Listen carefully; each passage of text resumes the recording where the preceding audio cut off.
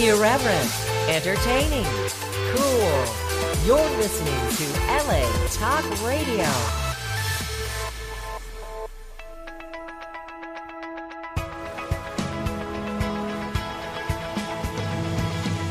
You're listening to Question Reality with Priscilla Leona, right here on LA Talk Radio. Hello, and welcome to the Question Reality Radio Show. I'm Priscilla Leona, producer and host of this show, and we are coming to you, as always, live, still living, live from Los Angeles, California. For 14 years, we have been providing our audience with entertainment industry career advice. And this show is for you if you are questioning your career reality about pursuing a career in show business, or if you're already working in the entertainment industry and you just need some tips, advice, or resource information on how and what it takes to elevate your career status. We got the info for you. Now, guests on this show include Emmy Award winners, Grammy Award winners, Tony Award winners, reality TV stars, and just a wide, vast variety of working show business professionals. And they include film and television, music and radio producers and directors. We have casting directors. We have literary agents, casting agents, PR agents, talent managers. We have screenwriters, publicists, actors, comedians, singers, novelists, script supervisors, stunt people. The list goes on and on. If they're working in the show business, I'll snatch them up and drag them to the show to give you advice. And if you missed any of our shows, here are the 3 ways that you can listen to any of the past shows. Number 1, the free mobile app, obviously on the App Store, the Google Play Store. Number 2, iHeartRadio. We are on iHeartRadio, iTunes. We're on Amazon Podcasts, Google, Audible.com, and Stitcher.com. Archive page. That's number 3. You can listen directly from the website that you're listening to us on now, which is latalkradio.com. So you just look for our show title, which is Question Reality, or you can also look for my name, Priscilla Leona, under the Our Host tab. Lastly, we asked very kindly that you please subscribe. Everybody needs a like these days, a follow, a little thumb goes a long way. Gets you from one place to another, just like it did in the 70s with hitchhiking. Same concept. Get your little thumb going. We need you to please subscribe to our podcast via Apple Podcasts, and also please give us a like and follow on all of our social media pages. Every social media page you have, we're on Facebook, Instagram, Twitter, LinkedIn, YouTube, TikTok, you name it. Just type my name, Priscilla Leona, and you will find us. Right? And that brings me to my favorite tip every week, branding. So important. And I put it under my name, Priscilla Leona, because if I decide, you know what, I don't want to do a radio show anymore, I want to go to television. Actually, I had a television show before, which was also under Priscilla Leona. But say I want to start my, a TikTok, YouTube, like a YouTube channel, and like do my show directly via another way, my name, Priscilla Leona, or Question Reality will follow me. So branding is very important when you are deciding at the inception of your career. Please make sure you either choose your name or choose 1 word, 2 word. When you're getting into 3-word titles, it gets a little sketchy, has been done, but traditionally, the powers that be say keep it at 1 or 2 words. So choose something that is going to follow you your whole entire career. That's branding. All right, Google. You go to Google, they type it. That's it. They want to find you. People have 5-10-second attention spans. They don't want to be doing a long search for these cute little ass names that people come up with. Okay, finally, if you want to be booked on our show, to promote or showcase your talents, current or upcoming projects, or any products, and also help listeners by providing much appreciated entertainment industry career advice. Please go to our official website.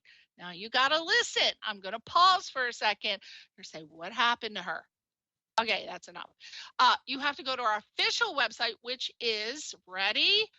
questionrealityradioshow.com, not the website that you're listening to us on now, which is obviously latalkradio.com. So go to questionrealityradioshow.com. This is where we air our show, latalkradio.com. But questionrealityradioshow.com is where we have the upcoming guest. That's where you can submit to be on the show. So you might want to go there, take a peek at the upcoming guests, and check out their sites in case there's a profession that you're interested in. We have, as I said earlier, so many people in the entertainment industry, and I do put their titles on there so you can get excited about, hey, I want to be a stunt person. This guy's going to talk all about how to become a celebrity lookalike. I got that. Yeah. Just go there, questionrealityradioshow.com, and click the contact link, and that is how you can be a guest on the show. Now, moving on. Oh, gosh, I'm getting verklempt over here. I talk so much. Woo. Let me clear my throat a little bit. Tackiest thing ever. Woo. All right. So this person today, our guest on the show, he is not only one of the most gorgeous men you ever laid eyes on, and you know I do book the hot men on the show. That's one of the qualifications. No, it's not really, but I do prefer it.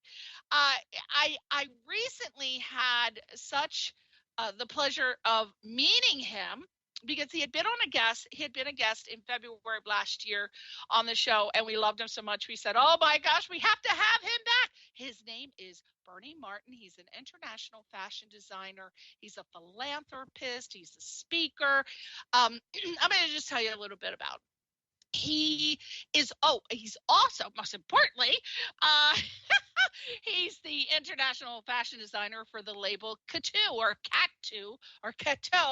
He is the founder of Midwest Fashion Week and Fashion Community Foundation.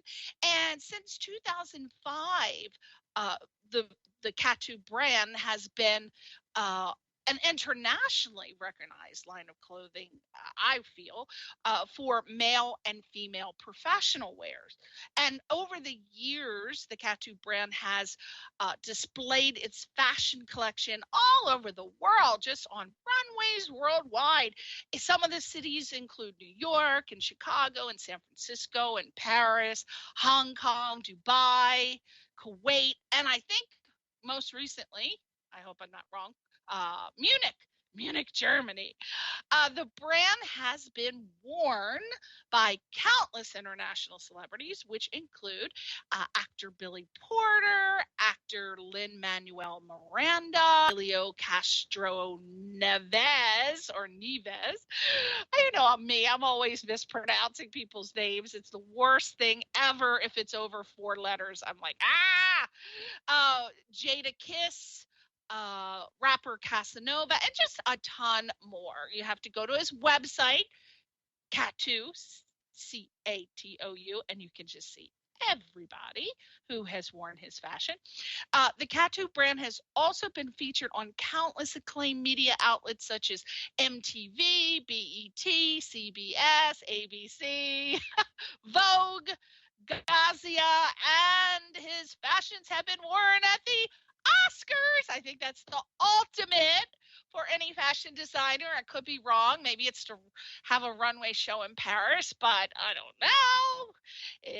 Let me just have you go to his sites now and give him a little thumb up and a follow on Instagram, Facebook, and Twitter. Oh, he's done what I love. I'm so excited seeing this. Branding. He has it all the same name. Okay. Instagram, Facebook, Twitter, at Catouwear, Catouwear. And his website, Catwwear.com. He has made my heart sing. I'm so happy. He is the personification of proper branding. And you have to do the same thing. I'm telling you, it will make a difference in your career and in your life. So without further ado, let's talk to the hot, the sexy, the fashion forward, Berny Martin. Where the hell are you, Bernie? Yeah, I'm here. Sorry. What the hell? It's like, do you know a second of airtime is like an hour? I know, right? What the hell are you doing I'm so over there? excited to be here. What you doing over there? What do you have? A little lady friend over there massaging your feet? What's going on over there? No, I'm not allowed to do that. Well, listen, I loved meeting you when you came to LA a couple weeks ago to work on that fashion film. And I thought it was that you were telling me a little bit about it. It was such a fantastic concept. So for those people who weren't there, which were millions of people, can you please share with the audience what the film was about and what role did you have within that film? Well, that's a bucket list of questions that could possibly get me in trouble. It's only one. Can you share with the audience what the film was about? So a fashion film is in the movie industry, you know, and it has to do with articulating fashion trends or fashion genre or some sort. So with this particular film, it's about it's a short film and going into what I do best, you know, designing and creating, and then the everyday life of a specific designer, you know.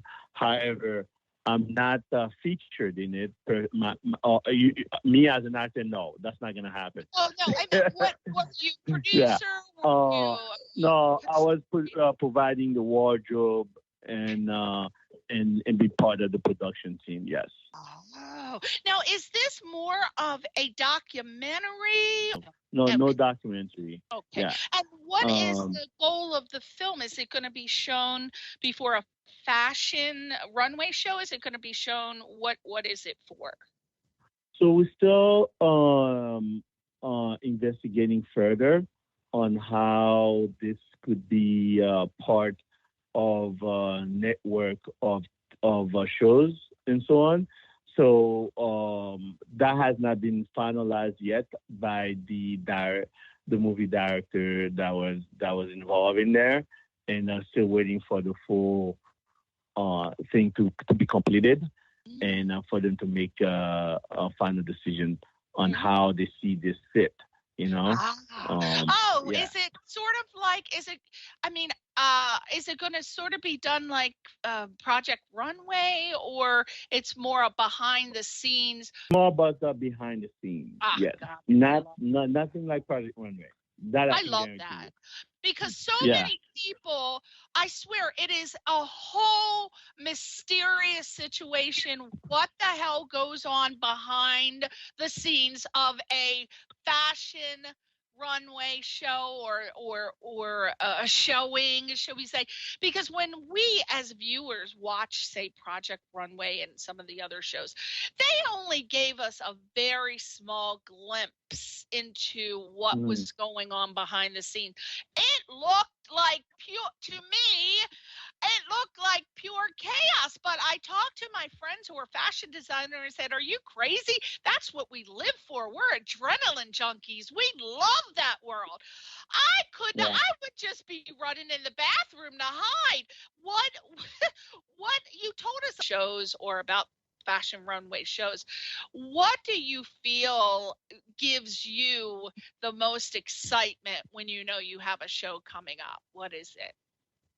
I would like to describe that moment as a unreal, because imagine you have about 6 months to somewhat gather your thoughts together, and then no matter what, within that 6 months period, you have to have something, in creation. So for me, the most thing that I live for, it's not really just being on a runway. It's actually when I'm trying to close on the models, when the models come for fitting. And for me, it is a joy that I can't even, to actually live within the moment and seeing, your vision coming into life and seeing onto someone and see how it is being manifested in this universe, in this world.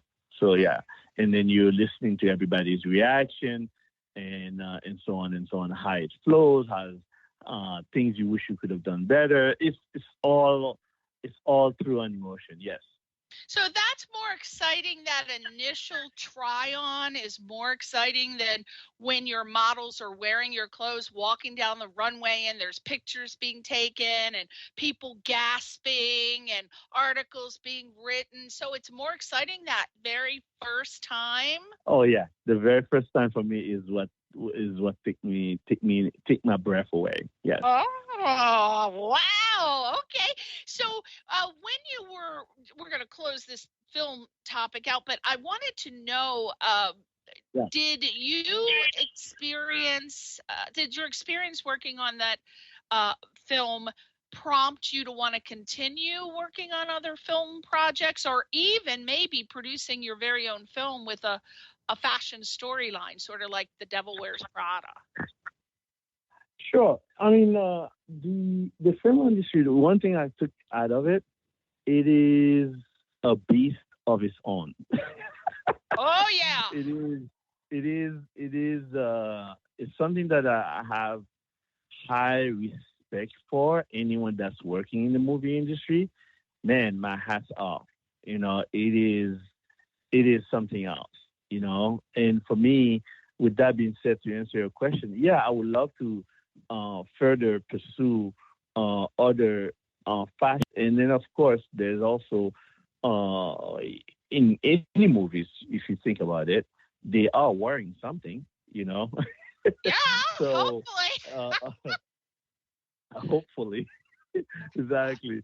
So with that being said, yeah, I'm always open for the next opportunity when it comes to even, providing wardrobe for anything related to TV or movies or TV shows or or movies that are coming up. Yes, I'm open to that idea completely. Yes. Would you be open to, I don't know if anyone's ever asked you this question, but would you be open to making a movie about your life becoming a fashion designer? Oh wow. I, I mean, no one ever asked me that. Oh, good. I'm the first. Yeah. I say that because I really, knowing a little bit about your backstory and your history, I really feel that somebody should snatch up the opportunity to make a documentary about your life and your progression into the film industry. So there you go. It's a free idea. Shop it around and get someone to make a movie about your life, because it's worth telling, right? No, definitely. With fashion, it's one that forever challenging field, because if you think about it, if let me give you this scenario. What we do as a fashion designer. When you wake up, you're thinking about society could be the next trend or to wear, to go to a party, to go to a birthday, to different scenarios. So we like to call it life uniforms. So just like if you think of the little black dress, how that came to be, in a life when people now is forever. Oh, I have to have my little black dress. So for us as designers, we're always dreaming of creating a moment that is embedded into a life cycle, So there are several designers that have achieved that. you know. So for me, that's my long-term goal and dream to see how I could be one of the designers that forever change society in the point of view of the way they wear certain things. Yeah. Somebody, I may get some people together and we're going to have to make a little documentary about your life. So that might be in my foreseeable future because, I'm also a film producer. Check me out on imdb.com. There you go. A little shameless plug right there. But, there you go. Talk about the little black dress. I don't know if you saw what Gigi Hadid wore. She just had her birthday party, and she was dazzled in this Australian brand. I think it was Dion Lee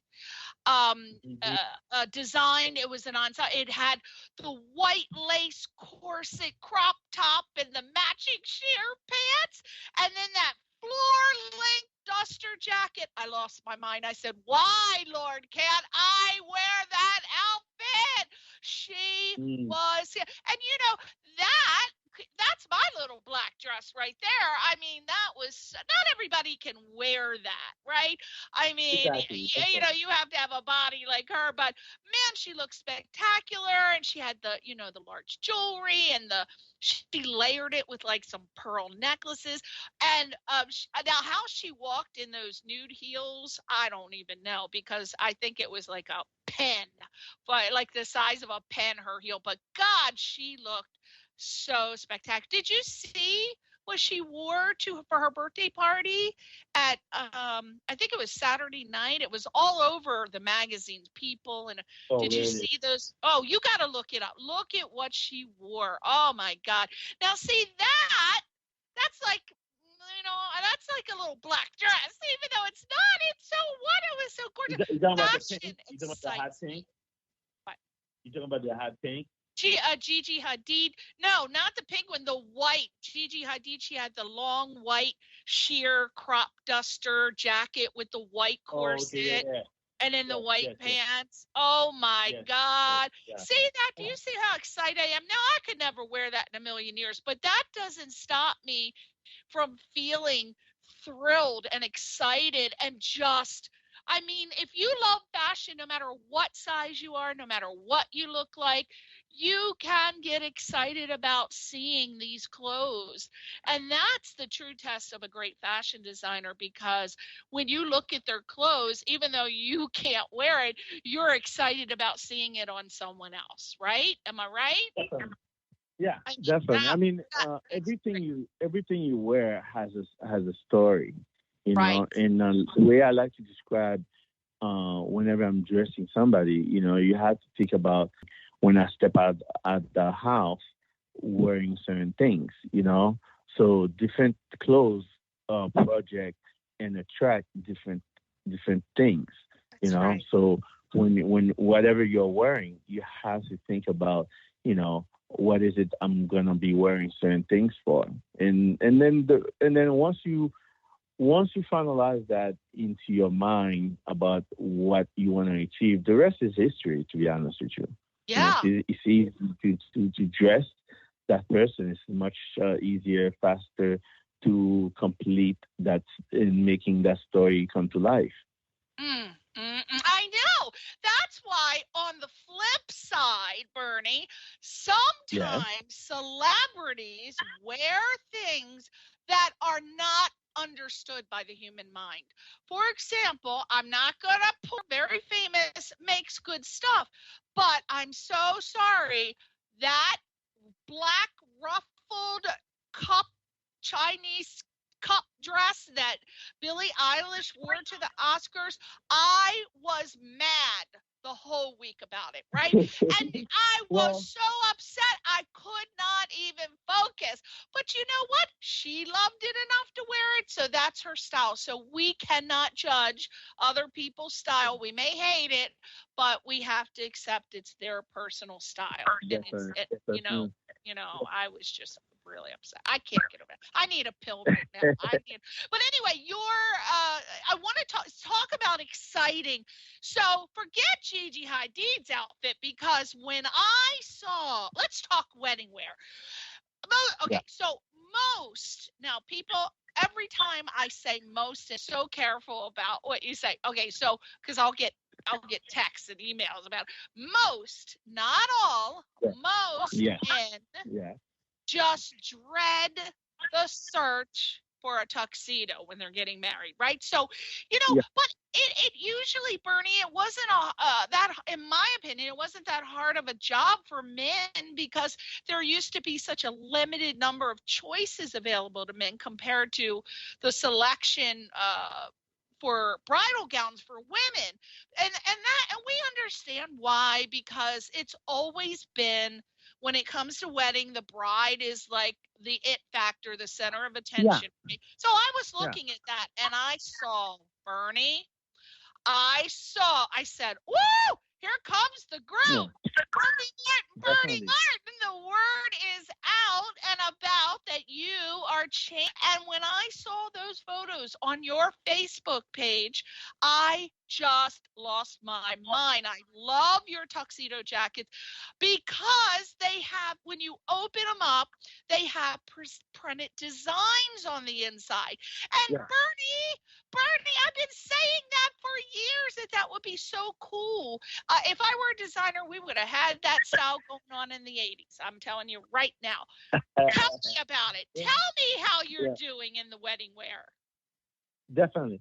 So the wedding industry for us has been a hot commodity towards women, and that's been going on for quite some time.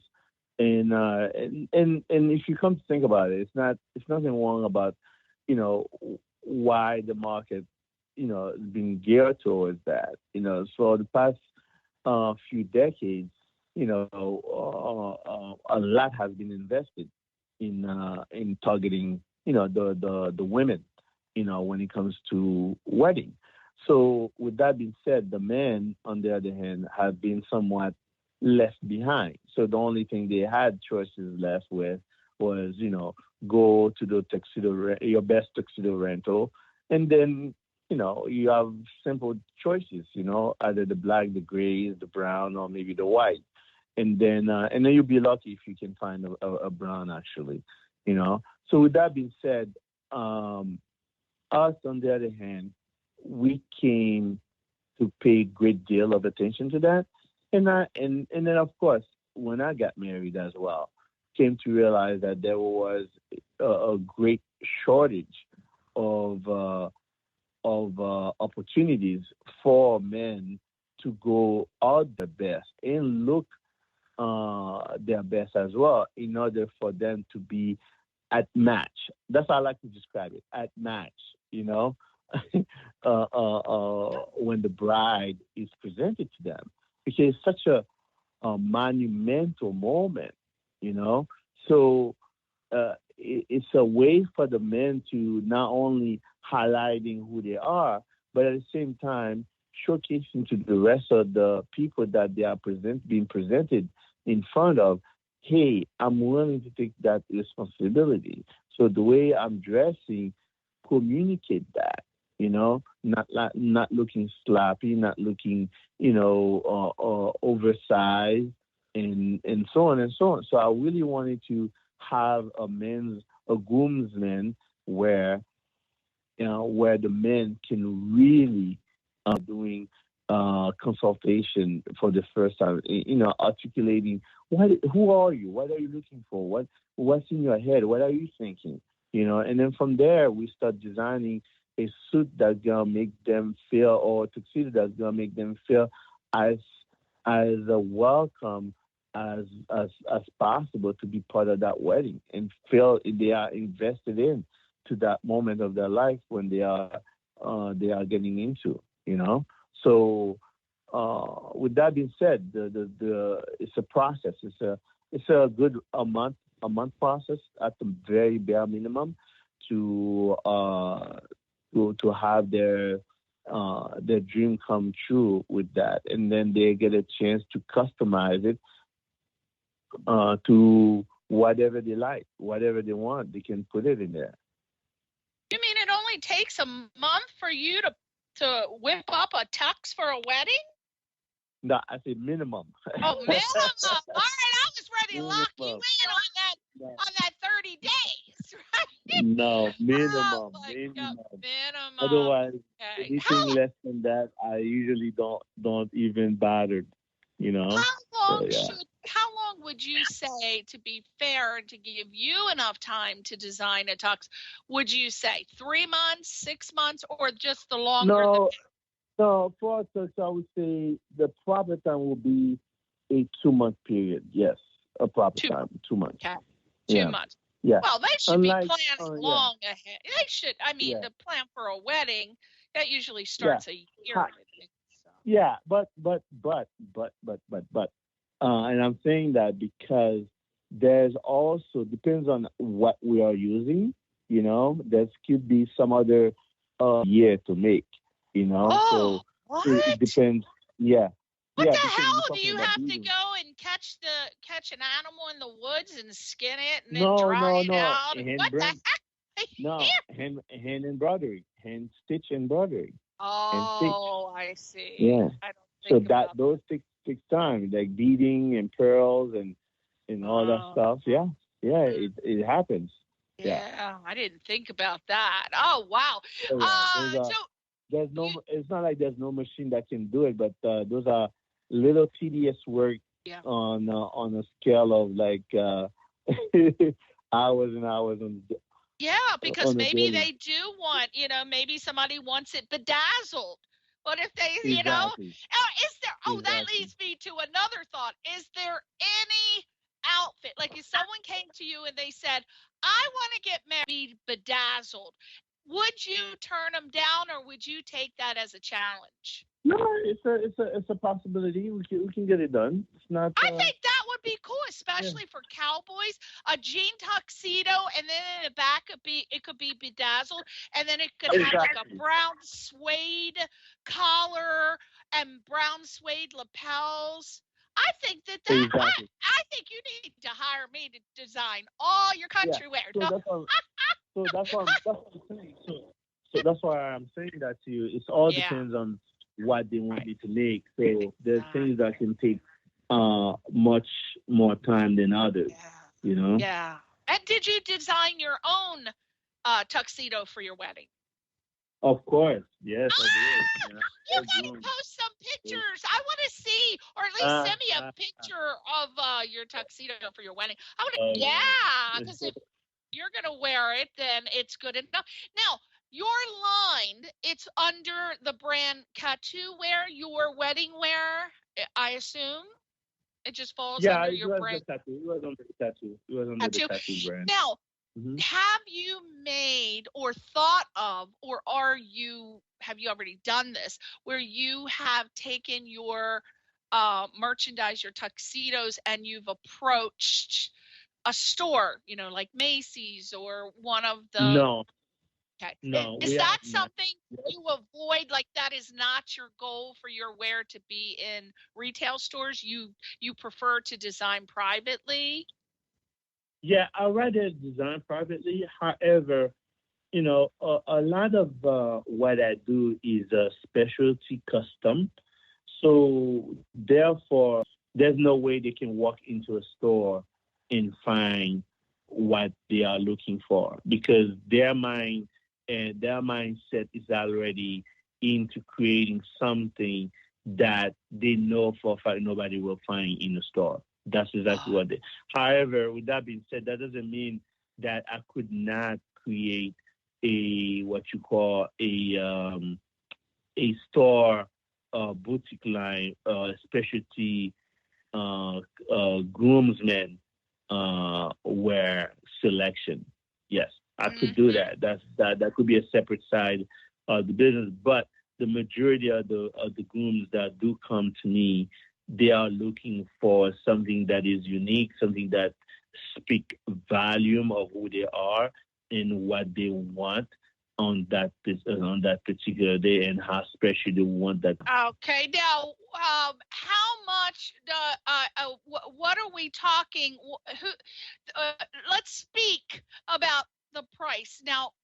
Are you just for the muckety mucks, like the upper crust of society who can afford, or do you feel like the average person could afford you? Right? Of course, an average person can do it too. We're talking about $600 here. Okay. Starting price. Yeah. No. What I've come to realize in the field that I am, it's all about how much what kind of fabric we are referring to, and also how much of work they want us to put into that, and then from there we can accordingly price them, because a lot of things that I do is so product, and some of those specialty products are not available in certain price points. So therefore, what I've done since then is creating a affordable line as well within that specialty product line. To create things that could give the person a sense of something is designed for me as well. Without breaking the bank account. Yeah. Now, people that are listening, we've been talking about wedding wear, but I don't want you to think that that's all Berny does.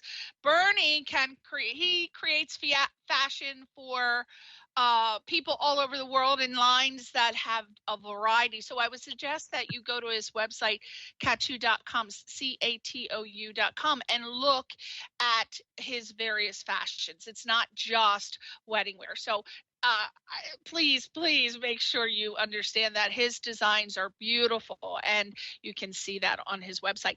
Now, we want to talk about something that happened. Everybody in the world was doing pretty much the same thing during the pandemic, and that was staying in, right? So what was I'm always curious what others who usually have to come in close contact with people such as yourself, what were you doing during the COVID-19 pandemic? How did you keep yourself busy? What did you do? How did it affect your career? Anything you feel like saying. Oh, wow. That's a great one. I do come up with some good ones. Yeah. I was wondering, because I thought about you. I said, what the hell is Berny doing? Because he's a fashion designer. He has to be around thousands of people. What is he doing to keep himself busy? So I was wondering. Yeah, I mean, the life of COVID was at some point a time to reflect about who we are as human beings on this beautiful gift that God have given us, which is the earth, and at the same time, it gave us an opportunity also to cleanse in, some of the things that probably was been going on in your life. Now you want to see how we can proceed in the future, So for me, I took the time to really reflect upon what exactly that I want to do after COVID and so on. It was also a harsh reality, because before COVID, I had really a very busy lifestyle and schedule and so on, and I was not paying attention to a lot of things that probably did matter to me, but I did not thought of them like they were matters. So with that being said, I created a not-for-profit organization during COVID and so on, and to seek how we can build a better society through the art of fashion, and because fashion for me has so many ways we can communicate with people. There's so many ways we can accomplish things through the art of fashion. So just like a painter or a singer, and so many other shape or form of art, fashion can be one of those that can be utilized to reach out and do great things. So that's exactly what we did during the COVID, So we're looking forward now to put a lot of things that we have dream about and then to put them into application. So that's where we are right now. Good. I'm so glad because we all, I think, we had to self-reflect and we have changed our goals a little bit, some of us. So I'm glad to hear that. Now, you're the founder of, we only have like 7 minutes. I'm going to try to get this in. You're the founder of Fashion, Midwest Fashion Week. So for those who haven't heard, what is Midwest Fashion Week? So Midwest Fashion Week came about to present itself as a way to communicate the fashion of the Midwest throughout the Midwest and also throughout because it's one part of the country that growing up here, people always saying, "Oh, there's no fashion here," and we came about to tell the rest of the world and the rest of the country, no, that's not the truth. We have our own sense of identity to fashion, and through the event production of that Midwest Fashion Week, we have articulated not only designers from the Midwest, but we have done it in Paris, we've done it in Southeast Asia. We just came back from Johannesburg, South Africa last year.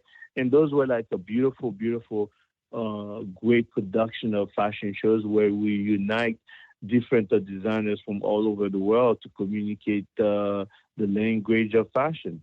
Yeah. Oh, fantastic.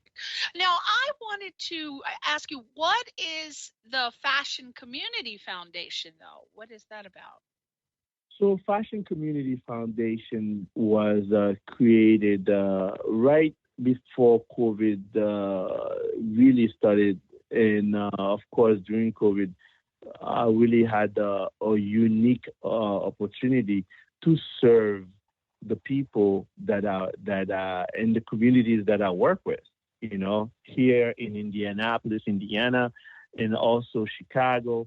And then eventually we went all the way to Somaliland in Africa, and also we went to South Africa and in other parts of Europe. So with the foundation, what we are doing, we aim to seek in guiding young people in the career of fashion by utilizing different methods, like from sewing, makeup, photography, and also modeling skills. We teach them those skills in Word, and yet again also to go out there and make a difference in their world by utilizing fashion instead of, there's so many negative things going around, instead of wasting their life into some very ignorant stuff, So here we are with the Fashion Community Foundation. We took their hands and then guide them through the art of fashion to find their purpose in life. That answer is the perfect segue into my career advice questions, which I have so many, but with limited time, we got about 5 minutes. I'm going to ask you a couple just to kind of help people out. Let's start with the first one. The misconception of having to have a degree in fashion design to become a successful fashion designer. Now, I know from Project Runway, there have been many that never even went to school and they ended up winning Project Runway. So what are your feelings on that? Personally, I don't believe in order for become a fashion designer, you need to hold a degree. However, you do need to have some type of guidance, professional guidance, because at the end of the day, it is a business skill that you need to inquire. So I would say definitely you need some basic elements, to educate yourself, not just reading books, not just getting a counselor next to you. We are talking about you one-on-one with a teacher or some sort to get to know exactly, or becoming an apprentice of a fashion designer. Yeah, you have to have, because there's no way, I'm a firm believer in that. There's no way you could be a designer and then yet again you don't know what's going on in a production room. You don't know anything about how to cut fabric, what it means to have a 1 yard, what it means to have 2, 3, 4, 5, 6 yard. Because what's gonna happen when the production asks you for those things, then you're gonna be like, oh, why am I spending so much money in fabric? Well, guess what? That's exactly what's going on. Obviously, yeah. So, well, what are the, just maybe 1, 2, 3? What are the very first steps that you take to get your career started if you think you want to become a fashion Man, designer? I would definitely say to somewhat understanding the very basic of business, cash flows, accounting, tax issues, you need to know those very basic stuff. And I've heard people say, oh, no, you don't have a tax ID. You don't need it. That's not the truth at all. Oh, my gosh. No. You really need to sit down with a lawyer, and then get to know also the name that you're going to put on your label. Because if you are just producing clothes and the next thing you know, there could be a company suing you for that, So definitely you need to sit down with a lawyer, or trademark your name, or find out what names are available, and then register it. So those are like some of the basic stuff that you need ahead of the time before even thinking about, going to buying a sewing machine, and getting it done. Yeah. So some very basic business skills. Yeah. People always want to focus on the art, the craft, the doing, but they don't realize that as a fashion designer, you are a business, you are an entity, and you have to learn business of basics, or you're in for a world of trouble. Course. What do you feel is the most important thing that you personally have learned from other fashion designers that you've worked with throughout your career that would help an aspiring fashion designer? The art of telling a story through your garments, because you are a salesperson. I've seen some designers, they know how to articulate their clothes so well, Guess what? The person that walked into that room may not have that ability to understand what they were going to buy. But guess what? Because that designer or that salesperson told them the story so beautifully, now they end up purchasing that dress.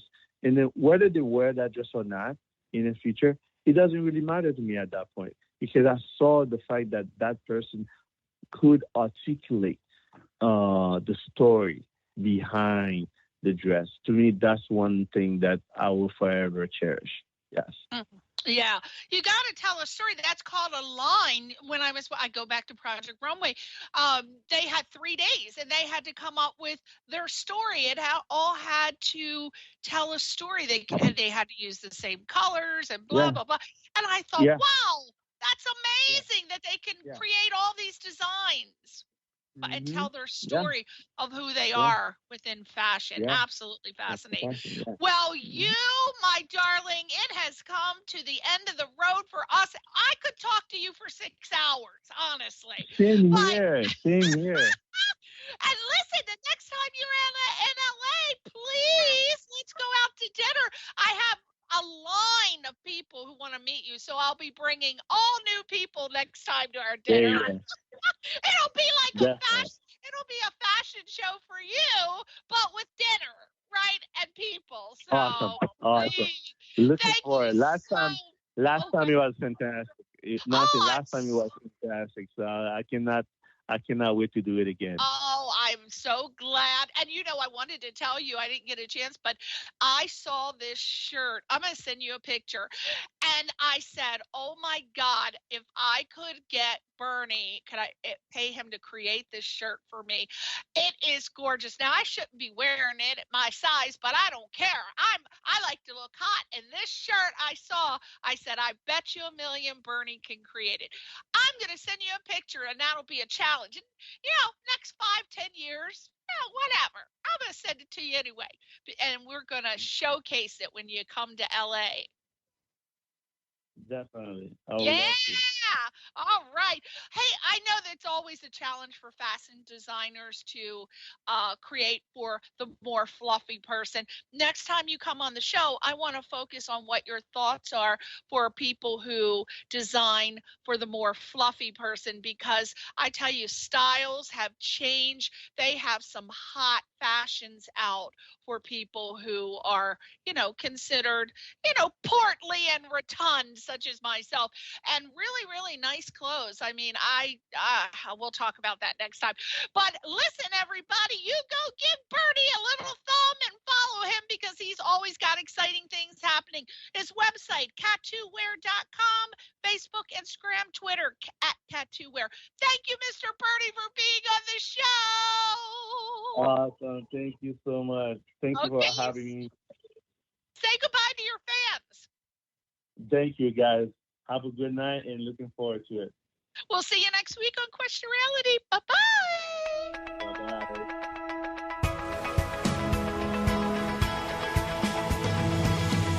You're listening to Question Reality with Priscilla Leona, right here on LA Talk Radio.